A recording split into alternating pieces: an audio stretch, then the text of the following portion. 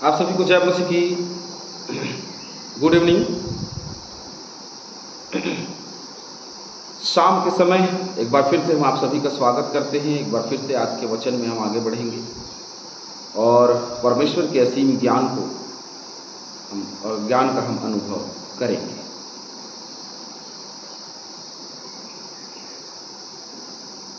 प्रेरितों के काम 13वां अध्याय 4 वचन से आगे आज हम देखना आरंभ करेंगे और हम आगे बढ़ेंगे। चैनल को लाइक करें, सब्सक्राइब करें, दूसरों को शेयर करें ताकि बहुतेरे लोगों तक ये जो क्लास है वो पहुंच सके और बहुतेरे लोग इससे सीख सकें।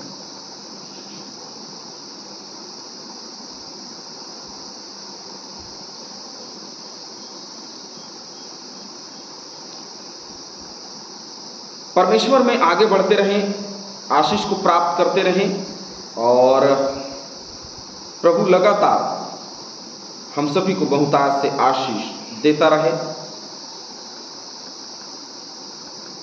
और इसीलिए क्योंकि परमेश्वर की आशीष की आवश्यकता आज हम सबको है, जैसे कि हमने सुबह की क्लास में देखा, निरंतर प्रार्थना करते रहे तो आशीषें मिलेंगी, उससे जुड़े रहेंगे तो आशीषें मिलेंगी, उससे अलग हो जाएंगे तो आशीषें रुक जाएंगी, बंद हो जाएंगी। चलिए क्लास में आगे बढ़ते हैं। प्रेरितों के काम 13वां अध्याय का 4 वचन। अतः वे पवित्र आत्मा के भेजे हुए सिलिकियो को गए और वहां से जहाज पर चढ़कर साइप्रस को चले। ये शुरुआत की कलीसियाओं की ढांचा या शुरुआती प्रचार जो कलीसियाओं के द्वारा भेजा जाना, सबसे पहला जो कलीसियाओं के द्वारा भेजा जाना और कलीसियाओं के द्वारा ही उनको आगे बढ़ाया जाना, उनको चलाया जाना, ये सारी चीज़ें उन पर निर्भर करती हैं। और यहाँ पे एक बात और है जो हमको देखने को बहुत अच्छे तरीके से मिलती है, वह यह है कि पवित्र आत्मा वहाँ काम कर रहा है। सबसे प्रमुख बात तो यही होती है कि ना, पवित्र आत्मा काम कर रही है या नहीं कर रही। पवित्र आत्मा यदि काम कर रही है तो बहुत अच्छा। यदि पवित्र आत्मा हमारे जीवन में, हमारी कलीसिया में, हमारे लोगों में यदि काम नहीं कर रही है तो वहाँ समस्याएं बढ़ जाती हैं। वहाँ फिर समस्याओं का पहाड़ है। वहाँ कोई चीज़ें सही नहीं हो सकती हैं यदि पवित्र आत्मा ना रहे, क्योंकि पवित्र आत्मा सहायक है और यदि पवित्र आत्मा ही नहीं रहेगा तो फिर गड़बड़ तो है ना, समस्याएं तो हैं। गड़बड़ और समस्याएं दोनों एक साथ होती हैं, याद रख लीजिए। चलिए, यहां पवित्र आत्मा है और वो पवित्र आत्मा के द्वारा भेजे गए। आज बहुतेरे लोग हैं जो अपने मन से चले जाते हैं, कोई अगुवाई नहीं होती या पवित्र आत्मा चाहता नहीं कि हम ऐसा करें, लेकिन उसकी अगुवाई जरूरी है। एक बहुत अच्छा उदाहरण मैं आपको बताऊंगा। मैं लॉकडाउन के समय में हम लोग, मैं और मेरी पत्नी घर पे थे। मेरी बेबी उस समय हुई थी, बहुत छोटी थी, लगभग 4 से 5 महीने की रही होगी वो। बहुत बीमार पड़ी, कोरोना का समय था, बहुत बीमार पड़ी। मुझे एक जगह प्रेयर रिक्वेस्ट आया कि मुझे वहाँ जाना है। मेरी बेबी बहुत बीमार थी, मेरी बेटी बहुत बीमार थी। अब अगवाही हुई इस बात की कि तुमको वहाँ नहीं जाना है। देखिए, प्रार्थना के लिए ऐसी पवित्र आत्मा अगुवाई करे कि वहाँ नहीं जाना है, लेकिन उसके पीछे में कारण भी था क्यों नहीं जाना है। क्योंकि देखिए, हर एक व्यक्ति प्रभु से प्रार्थना कराने के लिए या प्रभु के नाम से प्रार्थना कराने के लिए हर एक व्यक्ति जो है वो नहीं आता। हर एक व्यक्तियों का अपना अपना अलग अलग उद्देश्य होता है। तो कहीं ना कहीं उनका उद्देश्य, परमेश्वर ने कहा उनका उद्देश्य नहीं है। मैं वहाँ चमत्कार नहीं करूँगा, मैं वहाँ पे आश्चर्य कर्म नहीं करूँगा। क्यों? क्योंकि वो तुमको मेरे नाम से नहीं, परंतु वो जैसे वो जादू टोना वाले लोग करते हैं वैसे ही वो चाहते हैं कि तुम आओ और करो और जाओ। उनका विश्वास कुछ नहीं है, वो कट्टरपंथी हैं, उनका जीवन नहीं बदल सकता। मैंने कहा प्रभु यदि तू चाहता है तो ऐसे ही। मैं घर पे था, जब मैं घर पे था तो एक और प्रार्थना निवेदन उसके बाद में आया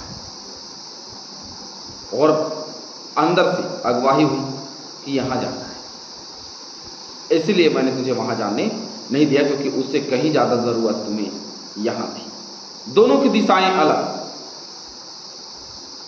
और बिलासपुर के क्षेत्र में आप जाएंगे तो उस साइड जरौंधा गांव पड़ता है, वहाँ पे उन लोगों ने मुझे प्रेयर के लिए बुलाया था।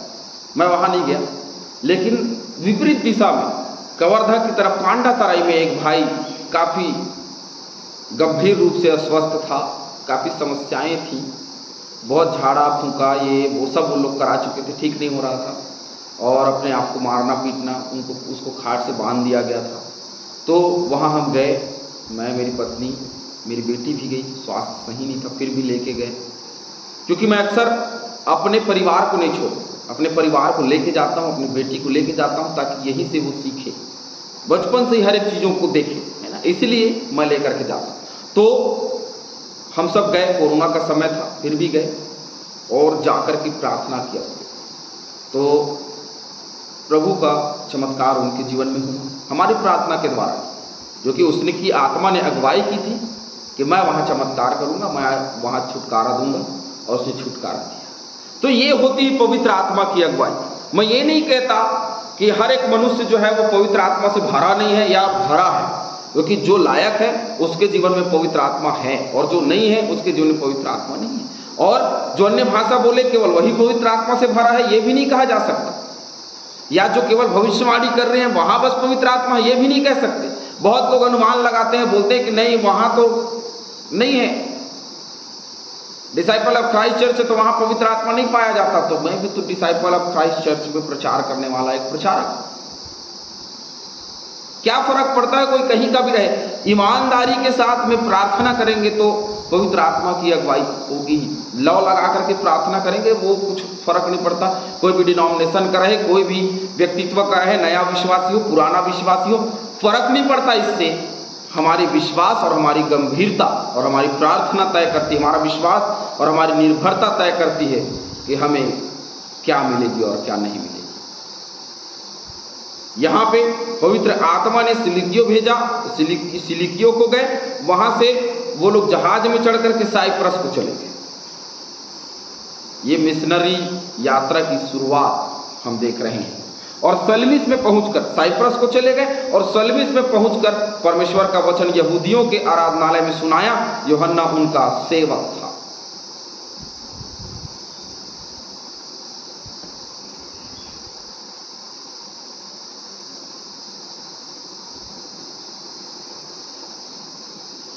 इब्रानियों 4:12।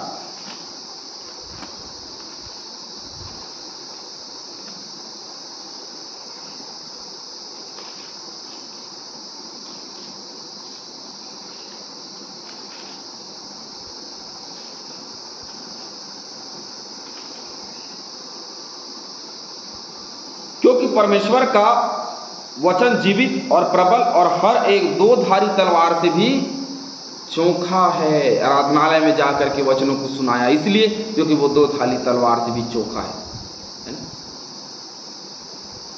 प्रेरितों के काम 9:20 निकाल लीजिएगा।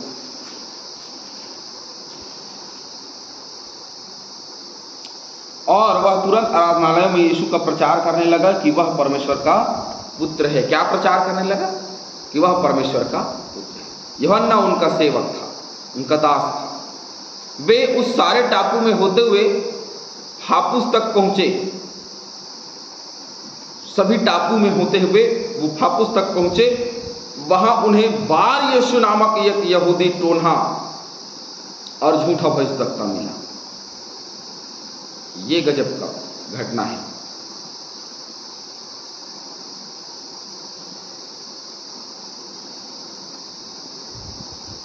अब ये झूठा भविष्यवक्ता है। सोचिए, आज झूठे भविष्यवक्ताओं से सावधान रहने की बात करते हैं, है ना, और यहाँ पे झूठा भविष्यवक्ता मिल गया है इनको। मत्ती 7:15 निकालेंगे, एक वचन हम पढ़ेंगे। चलिए,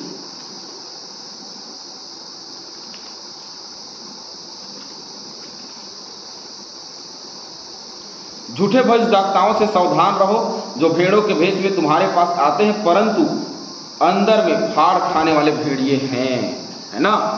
तो ये वो झूठे भविष्यवक्ता हैं। बार नामक यीशु ये भविष्यवाणी किया करता था, फापुस तक पहुंचे और फापुस में उन्हें बार यीशु नामक एक यहूदी टोन्हा मिल गया जो झूठा भविष्यवाणी किया करता था। आगे देखते हैं घटना क्या हो रही। वह हाकिम सिरगियुस पौलुस के साथ था। किसके साथ था?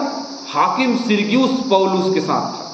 ये शाऊल वाला पौलुस नहीं है ना, सिरगियुस पौलुस के साथ था जो बुद्धिमान पुरुष था। कौन? सिरगियुस बुद्धिमान पुरुष था।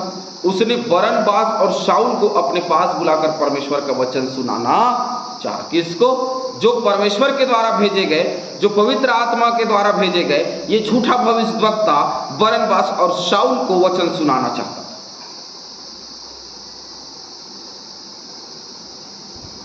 परंतु इलीमास टोन्हे ने, क्योंकि यही उसके नाम का अर्थ है, क्या?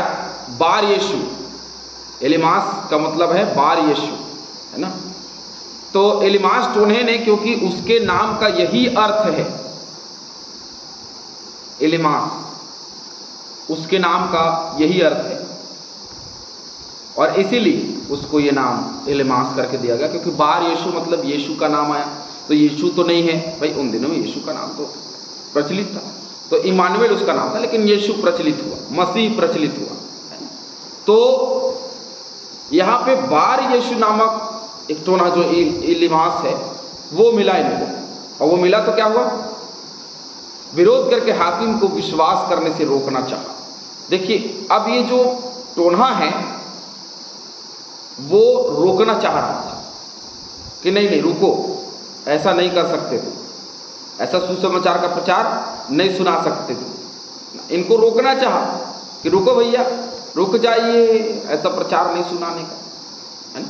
हाकिम पौलुस था जो बुद्धिमान पुरुष था, उसने बरनबास और शाऊल को अपने पास बुलाकर परमेश्वर का वचन सुनना चाहा। उनको बुलाया पास में और उनको सुनना चाहा। पवित्र आत्मा से भरे हुए पौलुस और बरनबास, वो चाहता था कि सुने, लेकिन एलीमास ने उसको सुनने नहीं दिया। आगे की घटना को हम देखेंगे आने वाले क्लासों में, लेकिन यहाँ जो बात है मुख्य वो ये है कि पवित्र आत्मा के भेजे हुए बने। पवित्र आत्मा के भेजे हुए जब बनेंगे तो सचमुच में पूरी अगुवाई होगी। पवित्र आत्मा हमारे बीच में होनी चाहिए। प्रभु इस क्लास के द्वारा हम सभी को बहुतायत से आशीष दे। आमीन।